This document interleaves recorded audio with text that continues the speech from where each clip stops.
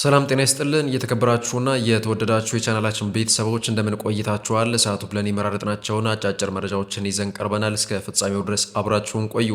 ወላጅ እናቱን በአሰቃቂ ሁኔታ የገደለው ታዳጊ በቁጥጥር ስር መዋሉ ተገለጸ። በደብረ ብርሃን ከተማ አስተዳደር እቴጌ ጣይቱ ክፍለ ከተማ አየር ጤና ቀበሌ ውስጥ ወላጅ እናቱን በአሰቃቂ ሁኔታ በመግደል የተጠረጠረው ወጣት በፖሊስ ቁጥጥር ስር መዋሉ ተገልጿል። ተጨማሪ አለን። የቆሎ ተማሪዎች ጭምር ታፍሰው መወሰዳቸው ተገለጸ። በመቀሌ ከተማ በቅዱስ ገብርኤል ካቴድራል ቤተክርስቲያን የሚማሩ የፈለገ ሕይወት ተማሪዎች የቅዱስ ገብርኤል በዓል ዋዜማ በህወሓት ታጣቂዎች ተይዘው መወሰዳቸው ታውቋል። ህወሓት እያካሄደ ነው የተባለው ይሄው አስገዳጅ ወታደራዊ መልመላ የፕሪቶሪያ ግጭት የማቆም ስምምነት በግልጽ የጣሰ ነው ሲል የአውሮፓ ህብረት ገለጸ። በኢትዮጵያ የሚገኘው የአውሮፓ ህብረት ልዑክ በኤክስ ገጹ ባወጣው መግለጫ በሰሜን ኢትዮጵያ ያለው ውጥረት የተሞላበት ሁኔታ እንደሚያሳስበው ስጋቱን ገልጿል። 69000 ሰዎች የደረሱበት አልታወቀም ተባለ። እንዲሁም ከ1500 በላይ ሰዎች መሞታቸው ተገልጿል። ትራምፕ በምስላቸው ያጌጠ አዲስ ፓስፖርት ይፋ አደረጉ። የተከበራችሁ የቻናላችን ቤተሰቦች እስከ መጨረሻው ድረስ አብራችሁን ስትቆዩ እነዚህና ሌሎችን በዝርዝር ታደምጣላችሁ። ለቻናላችን አዲስ የሆናችሁ ቻናላችን ላይክ እና ሰብስክራይብ በማድረግ ቤተሰብ የሆኑ ወደ ዝርዝር መረጃዎች እናመራለን።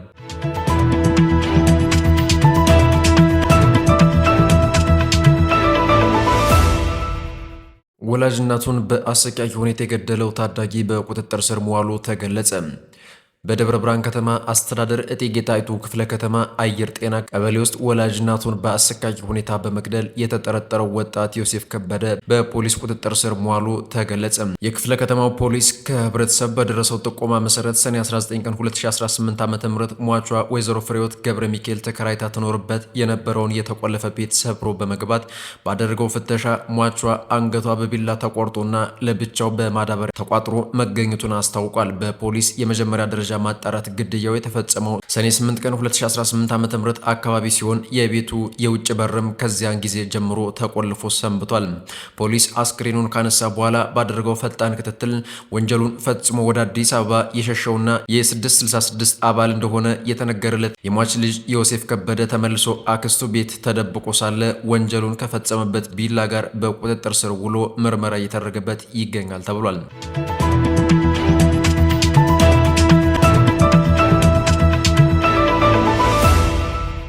የቆሎ ተማሪዎች ጭምር ታፍሰው መወሰዳቸው ተገለጸ። በመቀሌ ከተማ በቅዱስ ገብርኤል ካቴድራል ቤተክርስቲያን የሚማሩ የፈለገ ሕይወት ተማሪዎች የወርሃዊ የቅዱስ ገብርኤል በዓል ዋዜማ በህወሓት ታጣቂዎች ተይዘው መወሰዳቸው ታውቋል። ከተወሰዱት መካከል የቅኔ፣ የቅዳሴ፣ የዜማና የአቋቋም ትምህርት የሚማሩ በርካታ ተማሪዎች ይገኙበታል ተብሏል። በዚህ ጉዳይ የጉባኤው መምህራን ወደሚመለከተው ጣቢያ ሂደው ሲጠይቁ እንመልሳችኋለን፣ ወደ ወረዳ ሂዳችሁ ጠይቁ የሚል ግልጽ ያልሆነ ምላሽ እንደተሰጣቸውም ተገልጿል። ወደ ወረዳው በሄዱ ጊዜ ወደ ዞን እንዲሄዱ ተናግሯቸዋል። የበለጠ የሚያሳዝነው እነዚህ በካቴድራሉ ይማሩ የነበሩ ተማሪዎች ከመቀሌ ወጥተው ወደ ሩቅ የስልጠና ማዕከላት በፍጥነት መወሰዳቸው ተገልጿል። በተያያዘ ዜና ከአዲግራትና አካባቢዎች የታፈሱ ወጣቶች ዘንጎ ወደ ተባለ ማሰልጠኛ ገብተዋል ተብሏል። አብዛኛው ወጣት ከቤቱ እየወጣ በቡድን በየጫካ ነው የሚያድረው። ገጠራማ ከተሞች በጣም ከሸመገሉ ሰዎች በስተቀር ምንም ወጣት መንገድ ላይ አይታይም ተብሏል።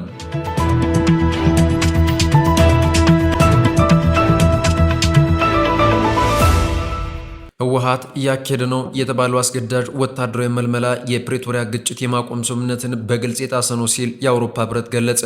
በኢትዮጵያ የሚገኘው የአውሮፓ ህብረት ልዑክ በኤክስ ገጹ ባወጣው መግለጫ በሰሜን ኢትዮጵያ ያለው ውጥረት የተሞላበት ሁኔታ እንደሚያሳስበው ስጋቱን ገልጿል። የህብረቱ መግለጫ አሜሪካ በህወሓት ባለስልጣናት ላይ የቪዛ እገዳ መጣሏን ተከትሎ በድርጅቱ ላይ ዓለም አቀፍ ጫናዎች እየበረቱ መምጣታቸውን አሳይቷል። ህወሓት በትግራይ ክልል ውስጥ ተጓዳኝ ክልላዊ ምክር ቤት ማቋቋሙን የነፈቀው የአውሮፓ ህብረት የኢትዮጵያ ጽሕፈት ቤት ችግሩ እንዳይባባስ ሁሉም ወገኖች በአስቸኳይ የሰላም ንግግር እንዲጀምሩም ጥሪ አቅርቧል። በአፍሪካ ህብረት የአፍሪካ ቀንድ ከፍተኛ ተወካይ ኦሉሴጉን ኦባሳንጆ የሚመራውን የሰላም ጥረት ሙሉ በሙሉ እንደሚደግፍ ህብረቱ አስታውቋል። በሌላ በኩል የአሜሪካ ኮንግረስ አባል የሆኑት ብራድ ሻርማን የፕሬዝዳንት ዶናልድ ትራምፕ አስተዳደር በህወሓት ባለስልጣናት ላይ የቪዛ እገዳ መጣሉ ተገቢ አልነበረም ሲሉም ተችተዋል። የኮንግረስ አባሉ በኢትዮጵያ ዘላቂ ሰላም እንዲመጣ የሚፈልጉ አካላት በሙሉ እርቅ ለማምጣትና ሰላም ለማውረድ ከሁሉም የጦርነት ተሳታፊዎች ጋር መስራት አለባቸው ሲሉም አሳስቧል። ከዲፕሎማሲያዊ እሳተ ገባ ጎን ለጎን በትግራይ ክልል ውስጥ እየተካሄደ ነው የተባለው አስገዳጅ የወጣቶች ውትድርና ምልመላ የሰብአዊ መብት ተሟጋቾችንና ታዛቢዎችን ክፉኛ አሳስቧል። 69000 ሰዎች የደረሱበት አልታወቀም ተባለ። 1500 በላይ ሰዎች ሞተዋል ተብሏል። በቬንዙዌላ በተከሰተው የመሬት መንቀጥቀጥ የሟቾች ቁጥር ቢያንስ 1500 በላይ መድረሱ ተገልጿል። በዚህ ሳምንት በቬንዙዌላ በተከሰተው አውዳሚ ድርብ የመሬት መንቀጥቀጥ የሟቾች ቁጥር ቢያንስ ከ1500 በላይ መድረሱን የሀገሪቱ ብሔራዊ ምክር ቤት ፕሬዝዳንት ሆርጌ ሮድሪጌዝ ቅዳሜ ዕለት በሰጡት መግለጫ አስታውቋል። ከዚህ በተጨማሪም 69000 ሰዎች የደረሱበት አልታወቀም ተብሏል። ትራምፕ በምስላቸው ያጌጠ አዲስ ፓስፖርት ይፋ ማድረጋቸው ተገልጿል። የአሜሪካው ፕሬዝዳንት ዶናልድ ትራምፕ የሀገሪቱን 250ኛ የነጻነት በዓል ለመዘከር የተዘጋጀ ልዩና ውስን የፓስፖርት ዲዛይን ይፋ አድርጓል። አርበኛዊ ባዊ ፓስፖርት የተሰኘው ይህ ፓስፖርት በትራምፕ የማህበራዊ ሚዲያ ገጽ ላይ የቀረበ ሲሆን የፕሬዝዳንቱን ምስልና ፊርማም አካቷል። በጀርባው ላይ ደግሞ የ1776ቱ የነጻነት አዋጅ ፊርማ ስነስርዓት ምስልና እንኳን ደህና መጡ ግን መልካም ሆኑ የሚል መልእክት ተጽፎበታል። ይህ በእንዲህ እንዳለ በትራምፕ የታሪፍ ዛቻ ዙሪያ ከአውሮፓ ህብረት ጠንከር ያለ ምላሽ ተሰጥቷል። ህብረቱ ትራምፕ ታሪፍ ከጣሉ ፈጣንና ወሳኝ እርምጃ እንደሚወስድ አስታውቋል።